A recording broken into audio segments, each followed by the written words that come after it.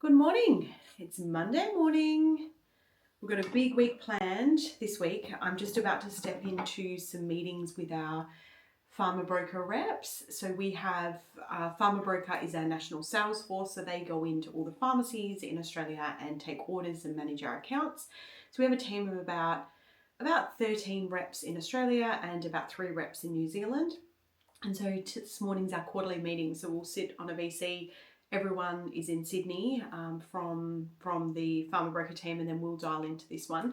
It'll be about 3 hours. So we're looking at what's happening in pharmacy, what can we do differently, what's our growth strategy like, what are our reps focusing on. It's a real kind of strategy meeting. So we're going to kick off the day with that, and then I have emails to catch up on, and then I actually have an interview this afternoon. So I'm interviewing someone. We put the role out, as you know, last week, the creator role.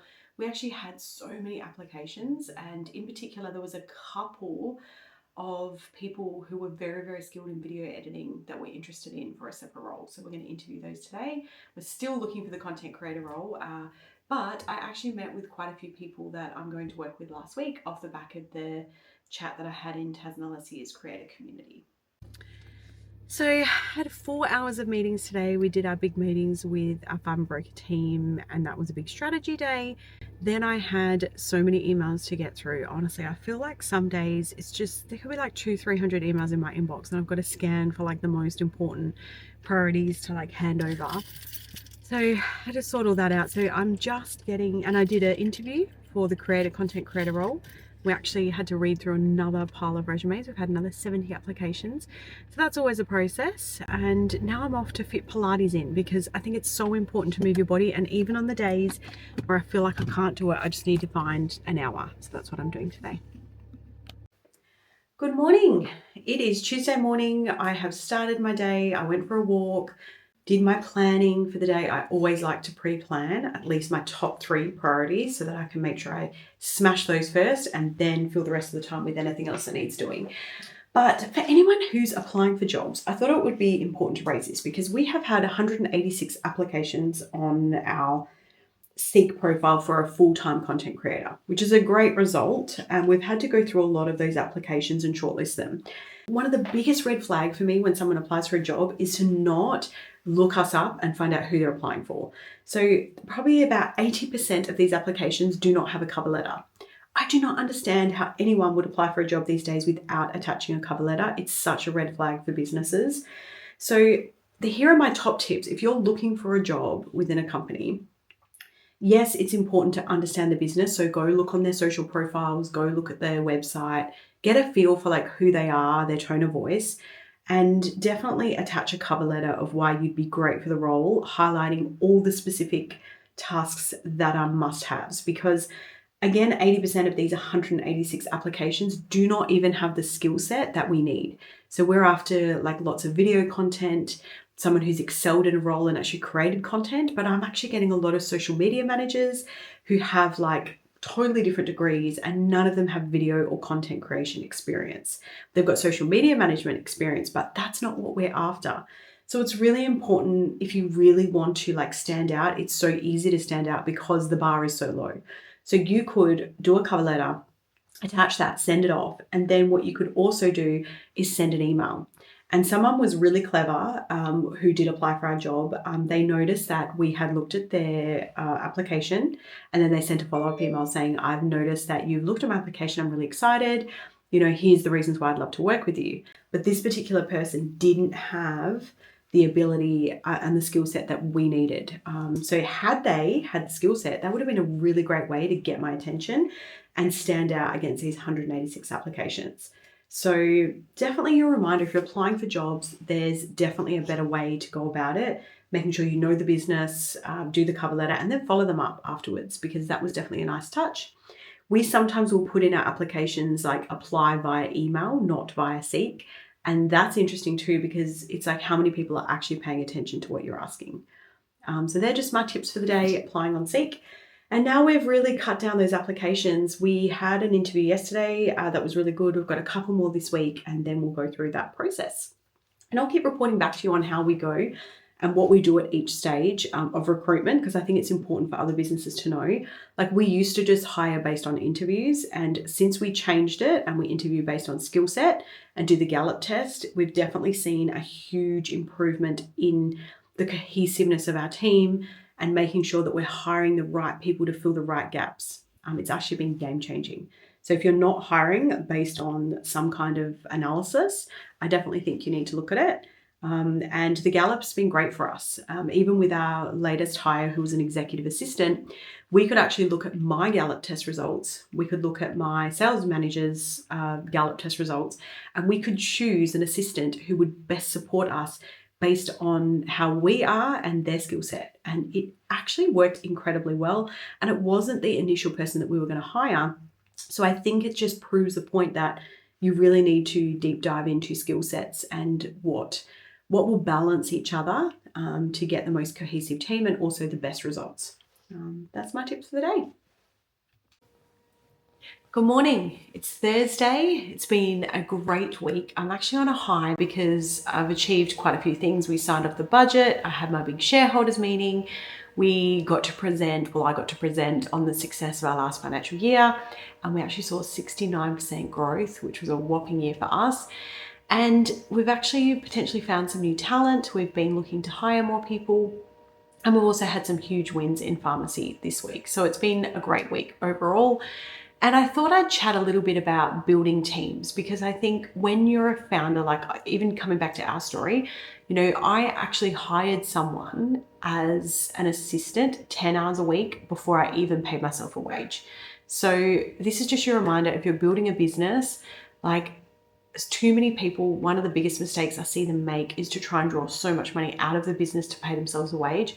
I always recommend having your income coming from another place, whether that's a part-time job or another place that's driving your revenue. And then what you can actually do is hire someone to come into your business before you pay yourself. And I mean, this doesn't suit everybody, but this is exactly how we built SynxBody. So I hired an assistant for 10 hours a week. She came in, she helped me build systems and processes in place and got things organized, because that definitely was not my strong suit. And then I was able to pay myself a wage and then step out of the job that I was doing, which was my podiatry clinic and seeing patients. And I really loved doing it. But the problem was, like, I couldn't do everything. So I couldn't grow and scale my business how I wanted to whilst I was also doing another job. It just became like diverted focus and we weren't moving as fast as I wanted to.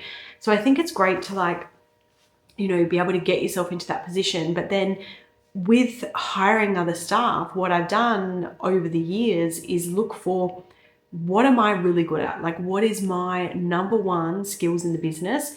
And for me, like, I'm very big at relationship building. So it's really important that I maintain that relationship with our key stakeholders, our biggest customers, and those kinds of relationships are really, really important to me. So I always make sure I do those roles. But I've also realized there comes a limit, because I don't know if you know much about the pharmacy world in Australia, but there are so many groups. I'm talking over 55 groups that you have to present to, pitch to, and manage. So it's impossible for one person to run all of that. And so last year I hired someone who would step in and be my national sales and operations manager, which was Brock. And that was a huge shift as well. But then each time when you look at the roles in your business, you work out what you're really good at, and then you hire other people to come in and do the things you're not great at. Because that is where you'll really excel. And because I'm a creator, like, I love developing and innovating new products. So I'm definitely, my time and energy is best spent in, like, how can we grow and scale this business with new innovation, with new products. And I also am really, really good at, obviously relationships, connections, and the vision. So I'm a visionary, and it's really important to have visionaries in a business. And most often they will be the CEO or the founder, but then they are not always the best people to execute. And I know that. So I'm better to have a team around me to help execute the vision. But I'm not the person that is best out there doing it. So it's really important to understand just what you're good at, what you thrive in. And actually this week on the podcast, I had Becca Francis talking about human design. And I think if you haven't watched that episode, go back and have a look at it and check out what human design you are. I'm actually a manifesting generator, which is exactly what I am. I'm the creator, I'm the visionary, I come up with all the ideas, but then even though I can get out and do it, that's not where I thrive. So I need other people to be the generators to come out and pull that vision to life, get it moving, get it going, and then I stick to the things I'm good at. If you don't know much about human design, either go listen to the episode with Becca Francis on human design, or even in the comments below, I'm going to put a link to go and have a look at your human design and see what you can learn about yourself or your family members, because it's also interesting learning about your kids and your partners. I found that really cool too. And yeah, tell me in the comments, what did you think and what are you? I'd love to know. Good afternoon. It is Friday afternoon. I'm just finishing up for the day and I'm flying to the Gold Coast tonight. Bit more of a holiday this weekend over on the Gold Coast, and I hear the weather's nice. I'm looking forward to that. But before I sign off, I thought I'd summarize the week and just give you some of our big wins for the week. So we have been doing more testing on the staff that we're hiring using the Gallup test. Now, the link to the Gallup test is just here. And if you're curious to even know your own top 5 strengths, I highly recommend doing this test. It's so good when you're hiring staff, and we've found it to be immensely helpful in working out what talent we're looking for and what skill set they need to have to be successful in their role. I think it's a lot easier to hire people, as I mentioned earlier in the week, using this technique, and we have done it. We've interviewed staff, we've done the test this week, and definitely the standouts did really well in that test, which was great.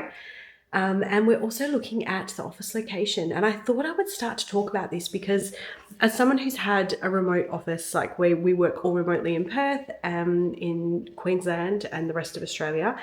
And so our team in the Philippines are all in one office location, which is a central office. And we actually use WorkPod, and it's been great. It's been great to start. And I think definitely as you start to build a team in business, hiring somewhere like the Philippines, you can get some incredible talent, really, really hardworking people who can actually match your culture and your vision. And that's what we've tried to do with our team. We've got some incredible people, but now it's time as we're growing to look at our own location. So I actually wanted to show you some of the places we've been looking at.